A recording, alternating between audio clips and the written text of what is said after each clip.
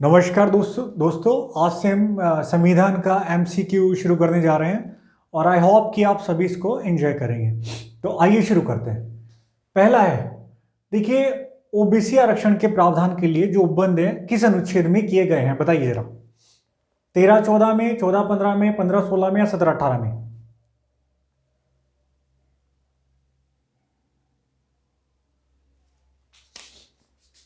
पंद्रह 16 में। देखिए 15 में क्या है, अगर आपको याद हो तो 15 में जो है, 15 में है धर्म, नस्ल, जाति, लिंग, जन्म स्थान के आधार पर कोई भी भेदभाव नहीं किया जाएगा। लेकिन हो रहा है भाई, जाति के आधार पर हो गया ना, जाति के आधार पर हो गया, ठीक है। और कुछ का, किसी का क्या है, कम नंबर में भी सिलेक्शन हो जाता है और किसी का ज्यादा में भी नहीं हो पा रहा है। तो इसके लिए क्या है, उपबंध की व्यवस्था की है, तभी ऐसा हो पा रहा है, वरना ये क्या होता, गैर कानूनी होता, संविधान विरोधी होता। 16 में क्या है, 16 में है सेवा योजन, सेवा योजन में समानता। लेकिन सेवा योजन में समानता कहां है, वही आरक्षण की वजह से। तो इसके लिए इनमें अपवाद स्वरूप उपबंध जोड़ दिए गए, ठीक है। तो यह है अनुच्छेद 15 और 16 में। 13 में क्या है, 13 में की अगर बात करें तो 13 में राज्य ऐसा कोई भी कानून नहीं बनाएगा जो आपके मौलिक अधिकारों को कम करता है या उसको समाप्त करता है। ओके, 13 में राज्य का मतलब या तो विधानसभा या संसद या गवर्नर। 14 में है विधि के समक्ष समानता, कानून के सामने सब समान है, ठीक है जी। 17 में आपको पता ही है अस्पृश्यता, अस्पृश्यता का अंत। ओके, अगर कोई भी छुआछूत जैसी बातें करेगा तो सीधा उसको जेल में जाना पड़ेगा।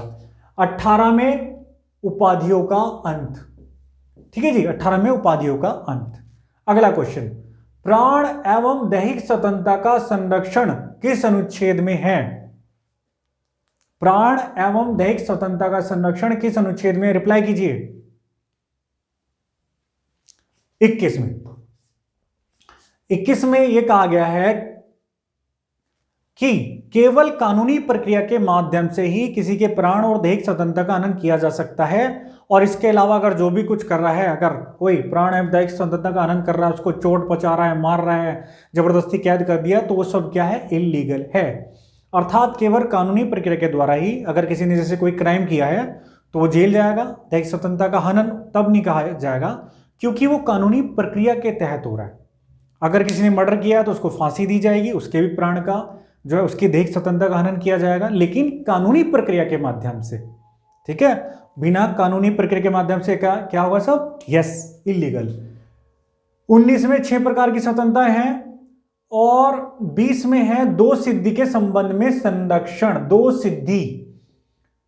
दो सिद्धि के संबंध में संरक्षण। दो सिद्धि के संबंध में संरक्षण का मतलब है कि इसमें 3 बातें हैं कि एक अपराध है तो उसकी एक सजा होगी, ओके जी, और जो उस समय कानून बना हुआ है उसी के तहत सजा होगी, ओके। और गवाही के लिए स्वयं को बाध्य नहीं किया जा सकता, ठीक है, गवाही के लिए बाध्य नहीं किया जा सकता। जैसे पुलिस वालों ने धुनाई कर दी तो पिटने से बचने के लिए उसने कहा ठीक है जी मैं जुर्म बोल रहा हूं, और जब जज के पास गया तो उसने बोल दिया जी मैं अपना जुर्म कबूल नहीं कर रहा हूं, ठीक है, तो जज उसकी बात मान लेगा। क्यों? अनुच्छेद 20 है, ठीक है, इसमें साफ साफ लिखा है। वो बोल देगा जी जबरदस्ती मुझे तो पीट कर कहा गया है कबूल करने के लिए। यह है 22 से गिरफ्तारी में संरक्षण। अगर कोई किसी को गिरफ्तार करने आ रहा है, पुलिस अगर गिरफ्तार करने आ रही है तो सबसे पहले तो उनको क्या बताना पड़ेगा? कारण बताओ जी क्यों गिरफ्तार कर रहे हो। फिर 24 घंटे के अंदर अंदर नियरेस्ट जज के पास ले जाना होगा और फिर वो अपनी पसंद का फिर क्या करेगा? वकील वो अपनी पसंद का कर सकता है। तो 22 ही हो गया। एसटी आयोग बताइए जरा। यस, एसटी आयोग जल्दी बताइए। यस, 338 के। देखिए बहुत ही महत्वपूर्ण क्वेश्चन है, परीक्षाओं में आए हुए हैं और फिर भी आएंगे। भले ही क्वेश्चन कम लग रहे हो लेकिन आपके बहुत सारे तैयार हो जाएंगे। 338 का 338 का में क्या है? यस, एसटी आयोग, सॉरी, हाँ 338 के में एसटी आयोग है, 338 में क्या है? एससी आयोग है, और 338 ख में क्या है? ओबीसी आयोग। ओके, ओबीसी या पिछड़ा वर्ग आयोग आप कह सकते हैं। ओके,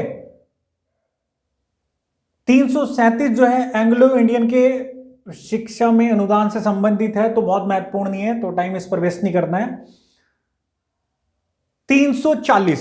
340 में देखिए ये व्यवस्था की है जो सामाजिक और शैक्षणिक रूप से पिछड़े हैं। सामाजिक और शैक्षणिक रूप से पिछड़े लोगों के लिए राष्ट्रपति महोदय क्या बनाएंगे? आयोग। और जो बना दिया, ये वाला बना दिया और ये वाला बना दिया।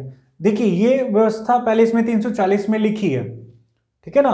तो जब 102वां संविधान संशोधन हुआ, 102वां ओबीसी आयोग के लिए, ठीक है ना, तो ये बाद में हुआ, तो 338 में ही प्रावधान कर दिए, क जोड़ दिया फिर ख जोड़ दिया। ओके, यानी कि 338 क ख 340 के बाद आए हुए हैं, ठीक है ना। आगे बढ़ते हैं, तो ठीक है, 338 में एससी आयोग, 338 क में एसटी आयोग, पहले एक ही था फिर बाद में अलग हुआ, और 338 ख में ओबीसी आयोग, और 340 में राष्ट्रपति को अधिकार दिया गया है। ओके, आगे, कौन भारत में राजनीतिक दलों को मान्यता देता है? राष्ट्रपति, विधि और न्याय मंत्रालय, निर्वाचन आयोग और लोकसभा अध्यक्ष। बताइए जरा। यस, निर्वाचन आयोग, वेरी गुड। आगे बढ़ते हैं, न्याय पंचायतों के गठन की सिफारिश किसने की थी? बताइए जरा। अशोक मेहता समिति, अशोक मेहता समिति, यस। देखिए अशोक बलवंत राय मेहता समिति बनी थी 56 में, 1956 में, और इसने बोला कि भाई पंचायती राज जो व्यवस्था है इसको लागू किया जाए, ठीक है जी, इसकी सिफारिश की। तो प्रश्न अगर ये आया कि किस समिति के तहत व्यवस्था की गई, किस समिति ने सिफारिश की थी कि पंचायती राज व्यवस्था लागू की जाए? यस, बलवंत राय मेहता समिति। कब? 56 में। ओके, कब? 56 में, वेरी गुड, बहुत बढ़िया।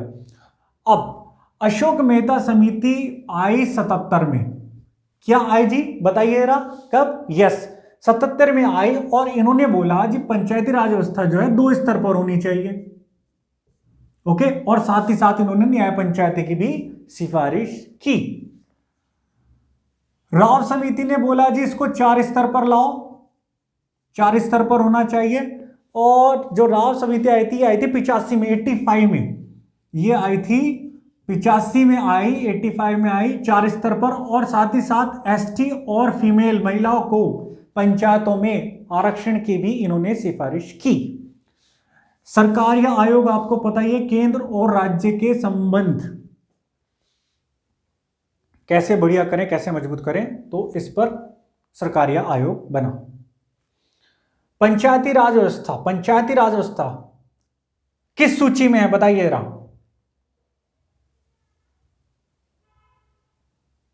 बिल्कुल, राज्य सूची में।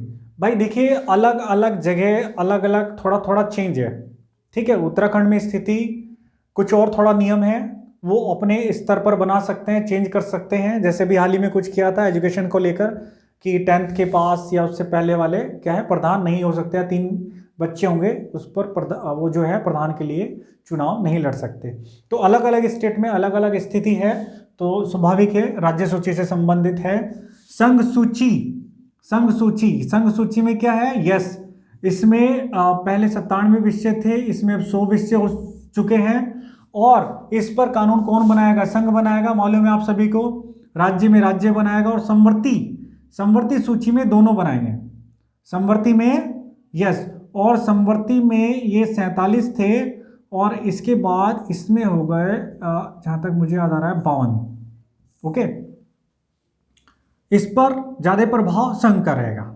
आगे, पंचायतों में एससी एसटी के लिए आरक्षण का प्रावधान, पंचायतों में एससी एसटी के लिए आरक्षण का प्रावधान किस अनुच्छेद के तहत है? बताइए जरा।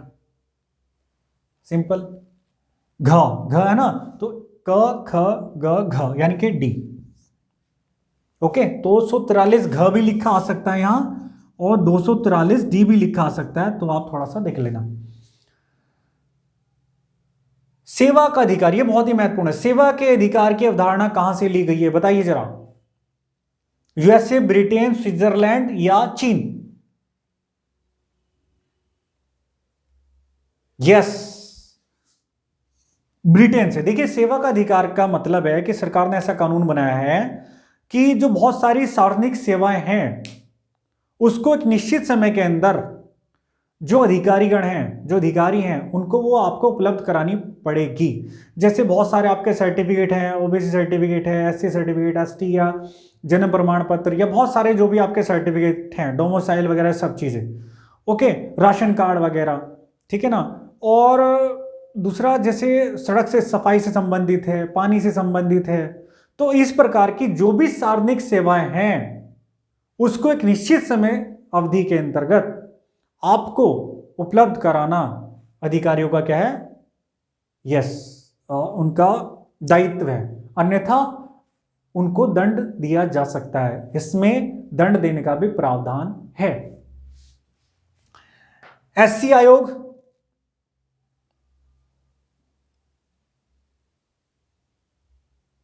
एससी आयोग,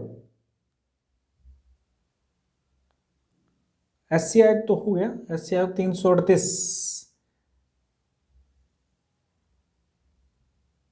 नहीं हुआ, ऑप्शन ही, अच्छा ये ख हटा देते हैं इसमें, 338 ख तो नहीं होगा, तो